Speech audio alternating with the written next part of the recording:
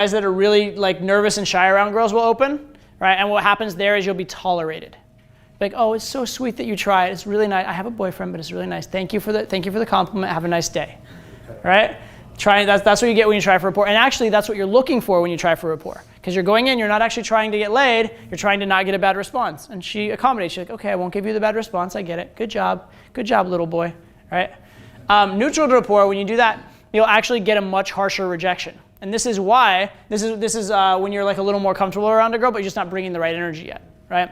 And so you get the rejection, and the girl no longer thinks it's cute. Because you're not super nervous, you're not super awkward, and that's when we get a harsher rejection. So why a lot of times you'll actually start getting results, like you start getting laid a bit and start getting numbers and stuff, but then when you do get rejected, the girls will be rejecting you much, much harsher, right? That's actually a good sign at a certain point, okay? And then breaking rapport is the way that high value people talk to low value people, or again, like I said, issuing commands or warnings, whatever. So it's an exclamation point, okay? So now what I want you to do is overemphasize the breaking rapport, okay? So when you say, I thought you were cute, I want your voice to say, I think you're a piece of shit, okay? And when you say, I wanted to meet you, I want your voice to say, I wish you would drop dead, okay? So massively over-exaggerate the breaking rapport, okay? 3 times, as much breaking rapport as you possibly can. Repeat it now. Hey, you're cute. I want to meet you. Want to meet you? You're cute. Hey, it's Flash. Hey, you're cute. Hey, you meet you. Want to meet you? Stop. Want to meet you? Hey, I want to meet you. Want to meet you? Hey, I want to meet you. All right, guys, good. How did that feel? Felt like a cop. Felt like a cop, yeah. Was it more fun? Yeah? Did anybody add words that weren't in the opener while doing that? Yeah? A couple of you added words? Is that interesting? Once you have some emotion, instead of I ran out of things to say, it's I said more than I needed to. Right? How interesting is that? I have a question. Someone was saying I'm Todd or something. Is there another Todd in the audience? Or someone actually saying I'm Todd? Was that you? Yeah? All right, whatever. Fair enough. All right. So that breaking rapport. If you do what you just did, right, would that be a good way to open? Yeah. Yes. Really? Yes. It's very offensive, right? If you open that way all the time, what would happen? Slaps, blowouts, I have to run to the bouncer, that kind of shit, right? Yeah, in a louder venue, you'd get away with it a little bit more, but I wouldn't recommend going full hardcore breaking rapport, because that's like actual full dick, okay? Full dickhead. All right, so how do you actually want to open? My contention is this. If this was a continuum from trying for rapport over here to breaking rapport over here, you want to open right about where this comma is, okay? So it's between neutral and breaking rapport. Or the way I like to think about it is breaking rapport with a smile on your face, okay? So breaking rapport, excuse me, would be like, hey, who the fuck are you? Right? Instead, with a smile on your face, like, hey, who the fuck are you? Right? Has a little bit of cocky swagger, a little bit of a smile, and it does hit. They're like, oh shit, I'm being talked to. But at the same time, they look over and they see that it's good natured. They see that smile and they don't react negatively. Okay? So again, between neutral and breaking, or if you like, breaking rapport with a smile on your face. So I want you guys 5 times now, repeat the line with perfect opening tonality, right in that sweet spot. Go ahead and do it now. Hey, how's it going? I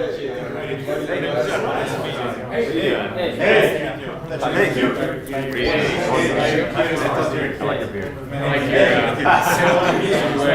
All right. Hey. Hey, lads.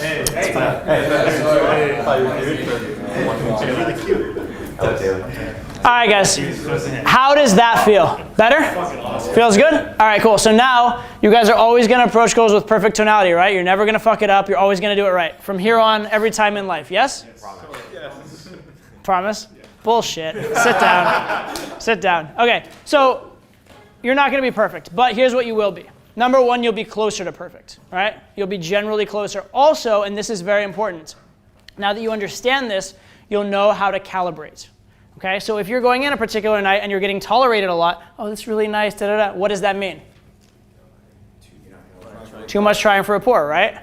Break rapport a bit more, okay? What if you're going in and your sets are just very flat and not going anywhere, the girl's just like, man, and rejecting you?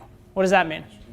Too neutral, right? You need to bring some more energy to your sets, all right? And what happens if you're getting immediate antagonistic responses when you open? Too much breaking, okay? So A, you're gonna be closer in general, and B, you kind of know what it feels like. But C, and this is very, very important, you can calibrate and adjust, okay? Because the proper like sweet spot is gonna change from city to city, venue to venue, girl to girl a little bit, okay? But once you find that sweet spot, you can hit it. So a lot of times if I go to a different city, like maybe I go New York to San Francisco, a little bit different vibes, right? And maybe whatever I'm doing in New York isn't quite working in San Francisco, but I can calibrate within a couple sets. So I'll have a few bad sets or a few kind of rocky, rough landings, right? And then once I figure it out, then I'm good to go, right? So a lot of times maybe my first night in a city when I travel in, the first half of the night's a little rough. But then after that, I figure it out and then I'm just golden and I clean up, okay? It's because I know how to calibrate and I understand what's going on. All right. Next concept. Again, who here has heard the opener doesn't matter? You guys have heard that? Yeah. Okay. Well, it kind of doesn't. And here's my proof. Someone give me a random word. Any random word in the world. Too many at once. Give me another random. Cheese. Cheese! Hey, what's up? Hey. Todd, nice to meet you. Last. I'd like you I don't know why cheese is funny to you, but whatever, apparently it is. You seem cute though. Thank you. You're very welcome. I didn't make you cute. Don't thank me. Thank your parents. All right. All right, good. So I opened with cheese. Was that difficult? Not particularly. Someone else give me a random word. Chocolate. You guys both said chocolate? Really? You guys are so cute together. I love it. Chocolate! Chocolate? No, it's not a racist thing. Jesus Christ, like seriously? You like look at your skin? No, I just like chocolate, all right? Hi, Todd, nice to meet you. Way to take it there. Oh my goodness, we're not gonna get along. Okay? All right? All right, so you could open with anything as long as you follow it up well. What matters is not, and I've had people throw out some really awful fucking words too for this exercise. You can open with anything. It's the next 20 seconds that matters. What you can do, however, is this. Chocolate.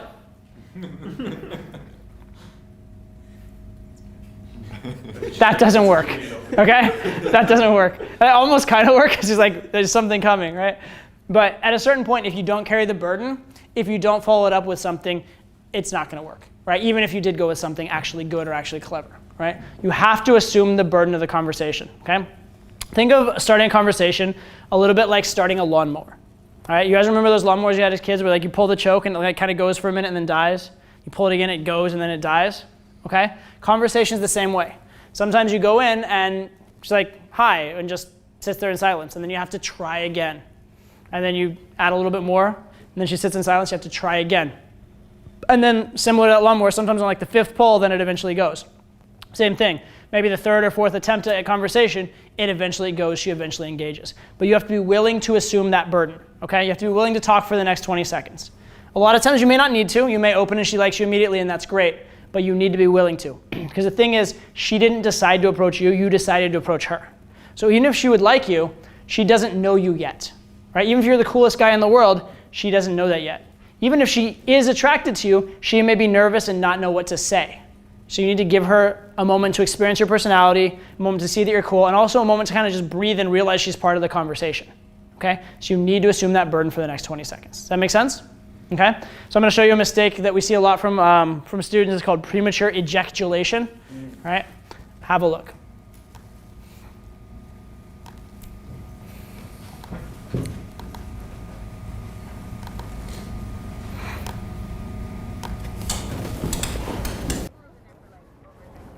Hi, excuse me. I just had to tell you, you look absolutely stunning. Thank you. What's your name?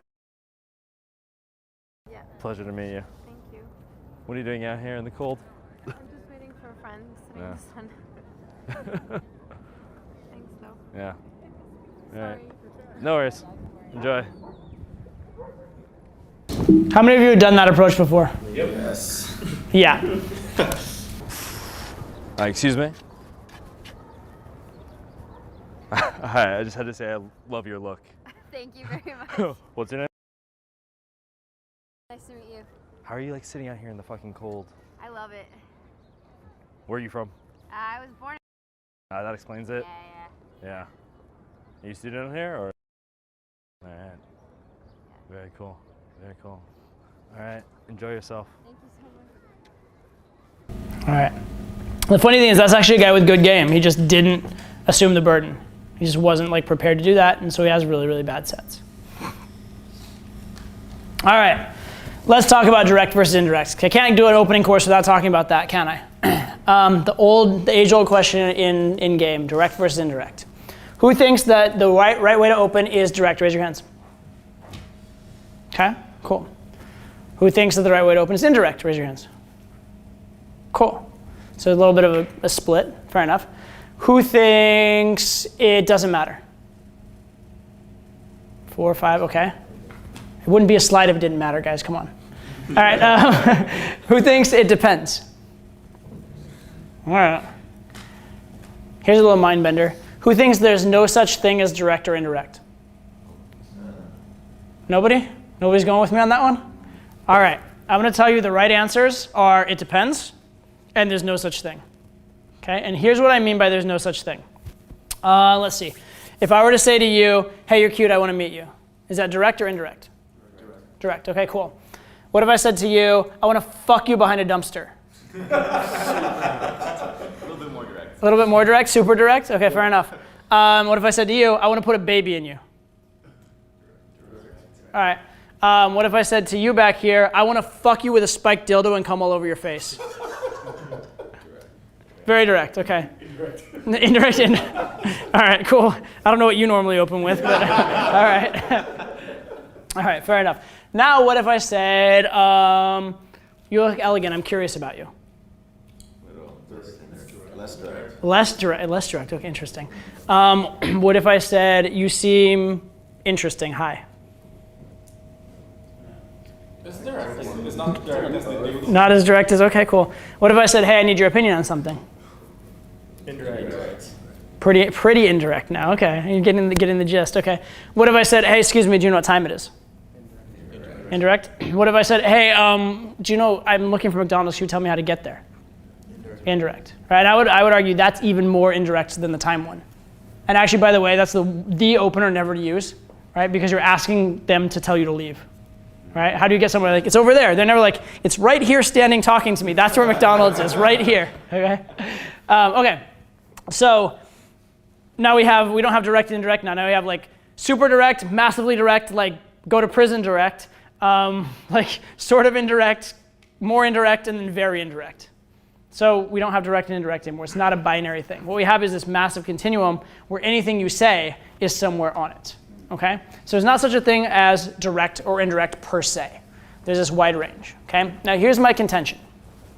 There are some openers that are too direct. The fuck you with a spiked dildo and come in your eyes thing is like probably too direct. Okay? And the reason that's too direct is that you're gonna do a lot of approaches and a lot of blowouts before you get any girl that responds at all. So you're wasting a lot of time there. Right? And the occasional girl may really respond well to it, and that girl you'll probably do something very kinky with very quickly, right? But that girl that responded well, if you just said, hey, you're cute, I want to meet you, probably still would have done something kinky with you pretty quickly as well. So you didn't really gain much from it either, right? So A, you weeded out way too many girls, and B, the girls that responded well to it would have responded just as well to something way less direct. Does that make sense? So that's too direct. That's just stupid, okay? On the other hand, there's openers that are too indirect. Right? And what I say, the asking for directions thing, don't ever do it. Why? Too indirect. Because even if you get her to engage in the conversation and talk to you, you've now made it harder to sleep with her. Because her first thing is, go somewhere that's not here. Right? So then you're gonna have to reopen and justify your staying there and then make it man to woman. So yeah, you engaged her in conversation, but you engaged in a way that was so indirect or so like lame or low value sometimes, but so indirect that you actually made it harder to sleep with her rather than easier. That's too indirect. You should never open that indirect. Okay? So those are the kind of the ends. Don't ever open with it so direct or so indirect. Within that range though, between those two, anything potentially could work. Okay? Now then the question is, should you go more direct or more indirect? And the answer I would say is it depends on you. Okay? And specifically, it depends what outcome you're looking for in the interaction. So in order to illustrate this, I'm gonna give you an example. I have an assistant, works for me, coaches with me. He recently slept with 3 girls in 6 hours. That is a gross result, both in terms of like gross game and also possibly quite gross, right? Like he slept with 3 girls in 6 hours. Wrap your head around that for a second, okay? All right, now this guy, he's very, very good at man to woman game. Right? He's very, very good at sexual escalation, that kind of stuff, obviously. He hates small talk, hates it. He gets bored, right? And he's not very good at it, okay? So this guy, should he open direct or should he open indirect? Direct. Why? It plays to his strengths. By opening direct, he's setting himself up to have interactions that he's good at and that he enjoys. If he were to open indirect, he'd be setting himself up to do things he's bad at and doesn't enjoy. Does that make sense? On the other hand, other guys are way more conversational, way more like sort of coquettish and flirty, or they like to play a game where it's like, hey, hands off the merchandise. Oh my God, it's not gonna work out between us, never gonna happen. Psh, who the fuck do you even think you are? All this like push away stuff, right? If they were to go super direct and then try and be like all like aloof and push away, it would probably be incongruent. It wouldn't make sense, right? So they wouldn't be setting up the interaction they want. So when I ask whether you should go direct or indirect, I want you to ask yourself, what type of interaction do you want? What kind of interaction are you best at? Do you like an interaction that's heavily man to woman and like very sexually on and like, you know, whatever? See, and don't think that like that's obviously a yes. Some people do, some people don't. Do you like an interaction that's more conversational? You can take your time and get to know the person a little bit and feel it out? Does that make sense? Decide what type of interaction you like, what type of interaction you're best at, and then cater your game to that, okay? When you get really advanced, there's another level, which is think about the type of girls you're into and the type of girls you want, and ask yourself, within like their blueprint and their life experience, are they more likely to respond to something that's direct or something that's indirect, right? And at that point, you can calibrate to both. So let's say that you like a very direct interaction, and the type of girl, the type of situation you're meeting the girl in, she's almost only going to respond to an indirect. Then what you have to do is actually open indirect and then figure out a way to very quickly transition it into a direct. So that's the next level of like advanced, okay? But for now, as a general approach, do you want to open direct or indirect? Think about what you're trying to accomplish. What type of interaction you're trying to create. Because again, remember the opener sets the tone. An indirect opener sets a tone for an indirect set. A direct open sets a tone for a direct set, okay? And so that's where it matters. Now, what are the benefits? What are the benefits of going direct? Benefits of going direct is it makes it easy to be man to woman, makes it easy to escalate, and when you do have sex with that kind of set, it'll usually be a little bit quicker, okay? What is the downside of direct? Blowout, right? A lot of girls will weed you out because you're asking them to make a decision without as big of a sample of your personality, so you're gonna get more out of hand no's, right? So you'll blow out a higher percentage of sets, but the ones you get will be more on. What are the advantages of indirect? Right, more girls will respond to you positively or neutrally, right? But what's the downside? It takes long. You haven't achieved as much, okay? The ones that respond well to you, you haven't gotten quite as far with, okay? So that's the trade-off. So understand the trade-off, understand the type of set you want, and then decide from there what's best for you. I'm gonna show you right now an example of going to direct. This is basically what I call opening with a close. A couple examples of that. Excuse me. Hi.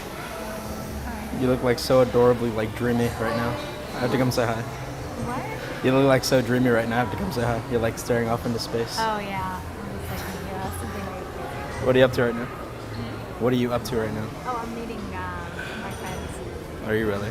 Yeah. Where are your friends? Is that your friend? Casper? Yeah. No. You should definitely come What? get a smoothie with me right now.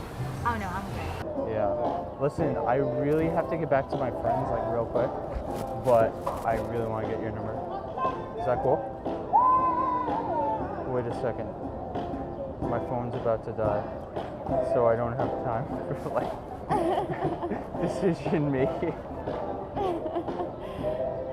You're staring at my phone like it's an alligator. Thank you very much. Bye. That was the first thing he said.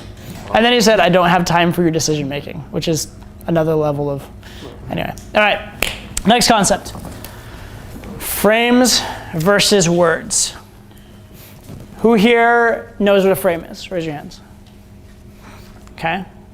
Who here can explain what frames are? State of mind. So happy is a frame? Interesting. What else? It's a certain belief system that like all your words, actions align to. That's good. A belief system that your words and actions align to. That's pretty good. That's pretty good. So I'm going to modify that a little bit. I'm going to say it's the perspective you're looking at the world through that controls the meaning you assign to things. Does that make sense? Okay, so you're looking from a particular perspective, then different events mean certain things because of that perspective. Okay, so I'll give you guys an example. Let's say you're in bad traffic, you're sitting there, you're kind of annoyed, and then all of a sudden an ambulance blares its sirens and starts cutting through traffic. You have to pull over and it slows you down a little bit. How do you feel about the driver of that ambulance? Are you pissed off at him? Do you think he's a bad person? No? Okay, yeah, he's just doing his job, right? Cool. Now let's say behind that ambulance, there's a dude in a bright red sports car weaving behind the ambulance. There's a motherfucker back there, right? Yeah, how do you feel about that guy? Yeah, not a lot of positive comments there, right? Cool. Now what if you found out that the guy in that sports car, it's his wife in the ambulance, and she's sick and pregnant, and he wants to be there by her bedside when she arrives at the hospital? How do you feel about him now? You feel better about it? Now, what if you think about it and you're like, that guy's an idiot. He should be in the ambulance with her. What the fuck is he doing? Right? Gotcha. Okay, so at least you can see you change the perspective a little bit and your view on it. Now, it's interesting that not all of you are coming from the same frame of life experience either. So some of you have different reactions to those things. But you do notice when you change the vantage point, you change the meaning of the facts. Okay, and that's the power of a frame. Okay, so people a lot of times ask me what words I say or what words I'm thinking about or whatever in set. And the thing is, I don't think about words. I think about frames. Okay, and to be fair, I don't even think about frames. They just are. Okay, my frame just is. Okay, so it's not like I have this frame of like I'm the shit. It's reality. I just am the shit. Did you get that? All right, I'll give you an example of that. So let's say, let me see if I can find something I can drop. I'll go with this. Okay, so this, if I was gonna drop this, right? If I was gonna drop this, what'll happen when I drop it? It'll fall? Like fall to the ground? Are you guys sure about that? You're sure? If I drop it, you're sure it's gonna fall to the ground? Really? Some of you guys doubt yourselves now, that's funny. Of course it's gonna fall to the ground. It's fucking gravity, guys. What the hell?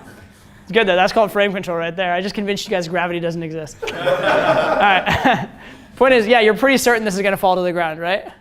It'd be great if I dropped it and like flew off now after doing that. Yeah, oh look, you were right, it fell to the ground. Okay, you're pretty sure of it. Now, question is this. Are you a good choice for a girl to make, yes or no? Yes? Yes? How sure are you? Pretty sure. Pretty sure? Kind of sure, maybe sure, a little bit, right? You should be as sure of that as you were sure that when I dropped the object, it would fall to the ground. Did you guys get that? Okay. Right? So it's not that I think about my frames just are true. You guys get it? Yeah. It's just the fucking truth, all right? Everything you spit is the truth. That's right. I like it. You get me. All right. But frame dictates the words. If you have the right frame, it's hard to have the wrong words. All right? If you have the wrong frame, it's hard to have the right words. All right? So the frame dictates the words. And that's why even when I'm at like my absolute worst, I'm out of state or whatever, if I just go ramble at a girl, it may not be perfect, but at least it's coming from the right frame. I'll never say the really wrong words. It'll be generally correct at all times because the frame is there. Okay? So I'm gonna do a little demonstration. If you guys need a brave volunteer for this one, so I'm gonna jump up, hop up. All right, perfect. All right. Cool. All right, and we'll have you play the girl. All right, you're gonna play the role of girl. All right. Now, when you play girl, I want you to play it what I call at the top of your intelligence. Okay, so play it honestly. Okay, so if he does something really super weird and creepy, by all means act creeped out. But don't just act creeped out because you can. Okay? If he does something really amazing, don't be a dick to him while he's doing something amazing and cool. Does that make sense? So play it at the top of intelligence. Play it the way you think a real girl would. All right? Make sense? Okay. So I'm gonna have you do an approach. I'm gonna have you approach him. Okay? And you can approach, can say whatever words you want, can do whatever you want. You can approach to the absolute best of your ability. Okay. However, there's one restriction. Okay? You're gonna approach from a certain frame. Okay? And the frame I'm gonna give you is this. Okay? The frame is you believe you're kind of a piece of shit. Okay? You're like not. You think you're kind of unattractive, just like you're not real, not a little bit dirtbag. Like she probably wouldn't be better off with you. No. To be fair, no, probably not. You think you're probably boring, right? Yeah. Boring. A, you'd hit it and quit it, and B, you'd be boring and it'd be shitty. Boring. Yeah. Kick her out. Yeah, no right, but in like a lame way too. Okay. All right. Okay. On top of that, you think she's really, really pretty, and like she reminds you of like the girls that kind of made fun of you in high school a little bit. And if she were to get with you, it'd feel really good for your personal validation and ego. Yeah. So you'd really like to like get with her in order to prove something to yourself. Right now. All right? Now, okay. All right, so now you can go do the best approach you possibly can, but it has to come from that frame. Go ahead. Sorry from across the room. I like your hair. You don't have a name? Where's that from? Yeah. Sweet. Cool, awesome. All right, funny enough, he actually did a lot better than a lot of people do with that, right? Okay, so what happens? All right, so kind of ran out of things to say, right? Yeah. Had to have good things to say when you're coming from a bad frame, Yeah. right? Too many questions, Yeah. right? And a little bit hesitancy. Your vocal tonality and delivery were actually still pretty good, which is good. It's a good sign, okay? But yeah, but it definitely. She had more value because you put all this shit in my head, and like, yeah. Yeah, it makes it fucking hard, right? It makes it hard. All right, now we're gonna make it a little easier on you, okay? So you're gonna do the approach again. Yeah. This time you're coming from a different frame. Yeah. Now the frame is this. Yeah. Today, you won the lottery, I did. okay? Yeah. This is not some bullshit state lottery. Okay. This is that like multi-state Powerball, okay? Yeah. So you won $500 million with a B, 500 million, okay? You're fucking rich. You are, yeah, you are rich as shit. Okay. No matter what happens, this has been the best day of your life. And you're fucking golden. You're through the roof, right? Amazing. Okay, so you're happy as shit. And then when you went to go collect your lottery prize, you got a special surprise. And that is, they told you that this is like a special one-off lottery where you can meet 10 people and you can give them a $5 million prize each. This doesn't come out of your prize, you still keep all your money, but just like as a generosity thing, you can, it has to be strangers, not people you know. But you can meet 10 strangers. If you think they're cool, if you think they're good people that would, you'd like to have money, you can give them $5 million each. Okay? Now you're not allowed to talk about money directly, but that said, that's the day you're having. Go talk to the girl. Okay. Hey, my name's. Hi, how are you? Good. What's your name? Question for you. Do you have a favorite nonprofit? Yeah. What would that be? I give, it's a nonprofit that gives books to children. That's awesome. Have you done volunteer work with them before or anything like that? Yeah, do it right now. Yeah? Awesome. I might be in a position to help out your nonprofit at some point, maybe with some time and some energy and whatnot. Would you like to join me on a date possibly sometime today?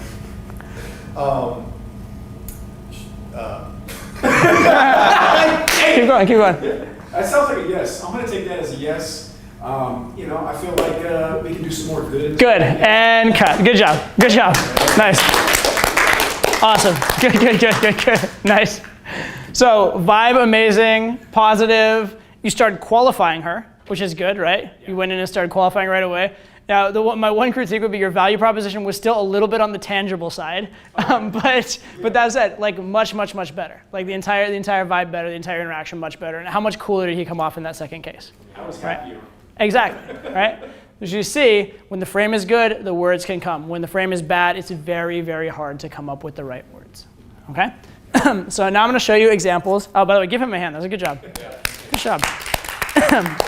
All right, show you an example of some students approaching from bad frames. And so they're not, they're not doing anything wrong really in terms of like their body language, their tonality, they're self-amusing, they're doing all these things. But because they're coming from a bad frame, everything is kind of filtered through that frame and they're kind of shooting themselves in the foot. Excuse me.